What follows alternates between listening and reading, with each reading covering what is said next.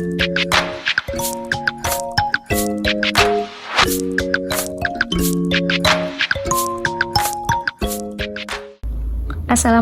warahmatullahi wabarakatuh. Pada kesempatan ini saya akan melakukan uji normalitas data, uji homogenitas, dan uji T menggunakan SPSS. Yang pertama yaitu uji normalitas menggunakan metode Kolmogorov-Smirnov. Baik, pastikan kita sudah membuka aplikasi SPSS, kemudian klik variable view, bagian name yang pertama masukkan nama, yang kedua data pretest, yang kedua data posttest. Bagian type numerik ini diubah menjadi string, klik OK. Desimalnya diubah menjadi 0. Dan measure diubah menjadi nominal. Setelah kita atur seperti ini, kita beralih ke data view. Pada bagian ini kita akan menginput data yang sudah siapkan di Excel. Kita copy terlebih dahulu data di Excel.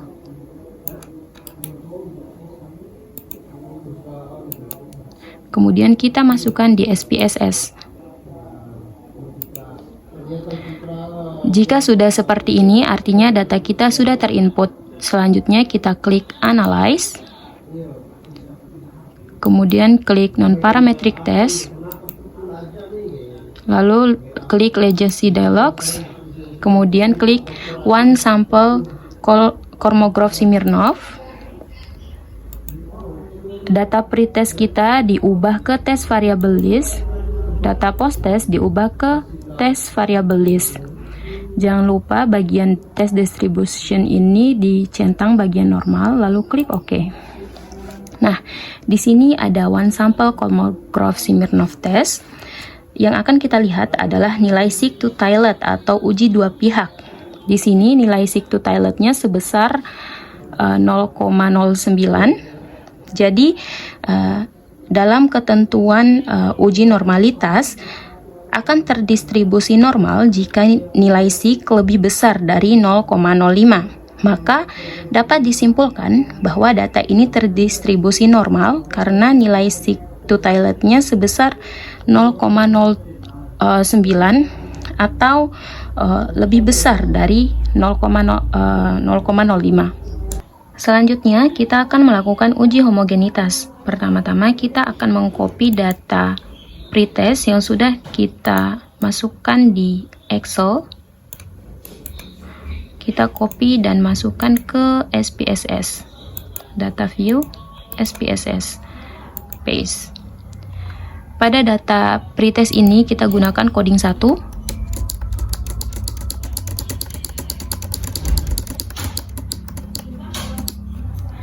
Kemudian selanjutnya kita copy lagi data posttest.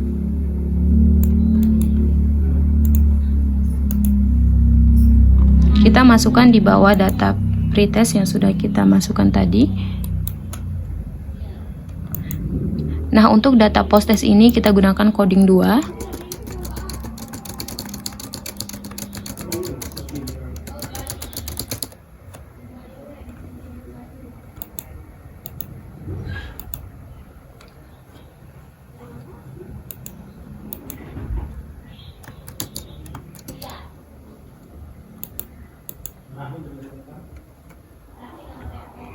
Nah, setelah datanya terinput seperti ini, kita beralih ke variable view. Pada bagian pertama ini kita ubah menjadi kelompok.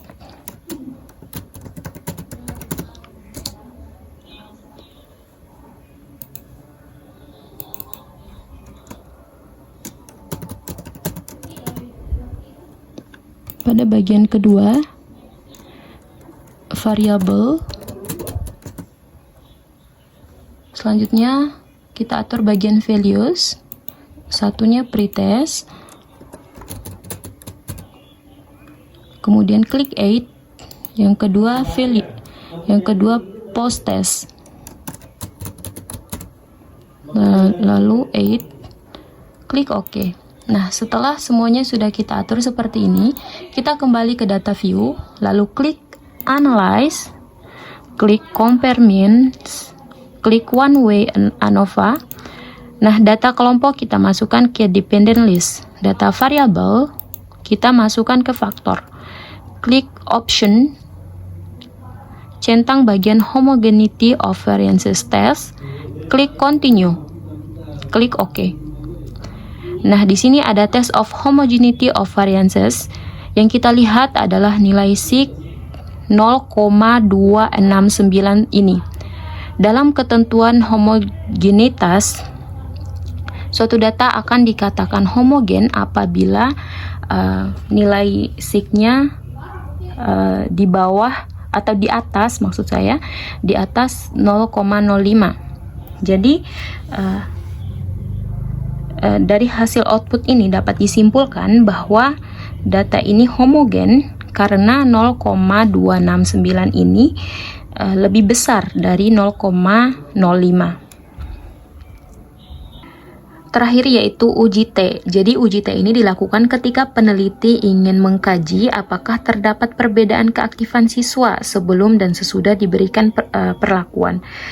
Baik, pertama-tama kita buka SPSS, kemudian kita masuk ke variable view. Di sini kita masukkan pretest, kemudian posttest. Di sini sebelum diberikan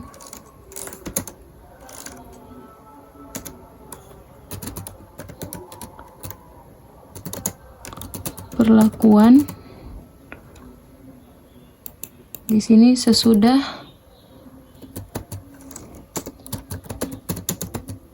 diberikan perlakuan. Nah, setelah seperti ini, kita ke data view, kita copy lagi data pretest,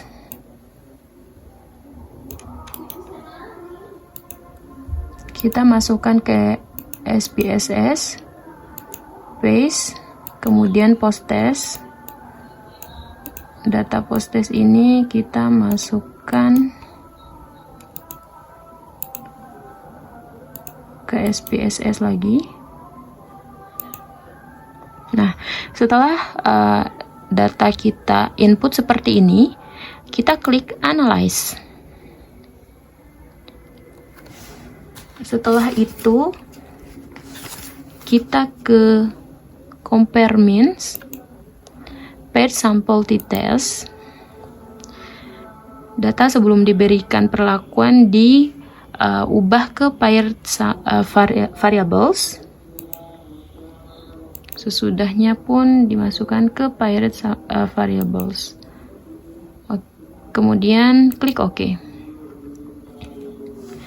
Nah, di sini ada tabel paired sample statistik.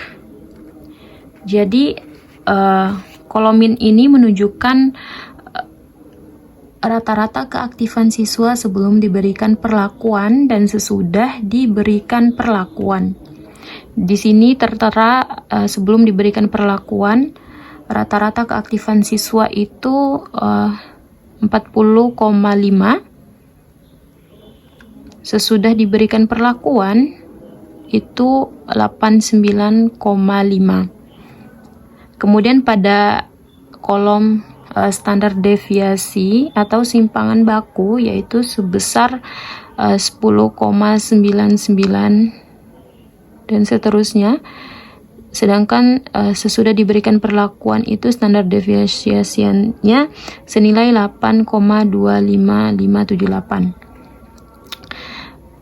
Sedangkan kolom standar error mean ini merupakan besarnya koefisien error dari data yang digunakan untuk mengestimasi besarnya rata-rata populasi yang diperkirakan dari sampel. Dari nilai standar error mean tersebut, maka besarnya skor rata-rata populasi yang dapat diperkirakan besarnya standar error untuk keaktifan siswa sebelumnya yaitu 2,45753. dan sesudah diberikan perlakuan yaitu 1,84605.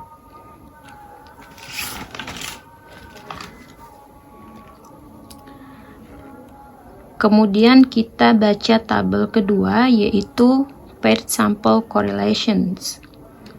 Pada kolom correlation ini ada 0,177. 0,177 ini menunjukkan besarnya koefisien korelasi dari data yang dipasang dengan sig ini sebesar 0,456 yang lebih besar dari 0,05. Signifikansinya ini lebih besar dari 0,05 menunjukkan bahwa data yang dipasangkan ini memiliki korelasi yang signifikan.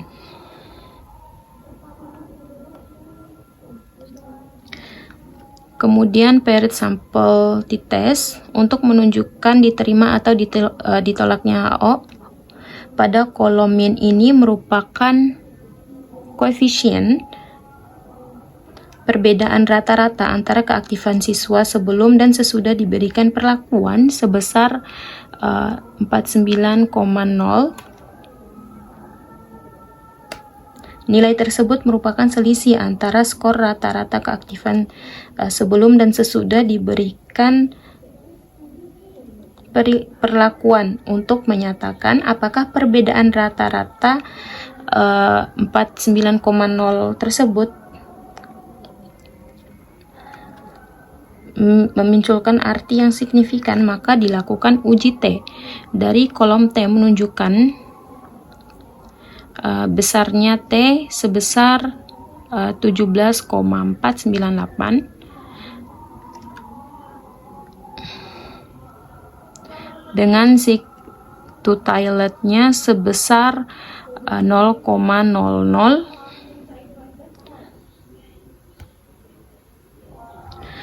Nah, untuk menyatakan apakah perbedaan rata-rata tersebut signifikan dengan melihat koefisien sig to toilet ini, apabila koefisien sig to toilet lebih kecil dari 0,05 maka dinyatakan bahwa perbedaan tersebut signifikan. Berdasarkan hasil ini ditemukan bahwasanya 0,00 ini lebih kecil dari 0,05 maka dapat dinyatakan perbedaan yang signifikan dari keaktifan siswa sebelum diberikan perlakuan dan sesudah diberikan perlakuan.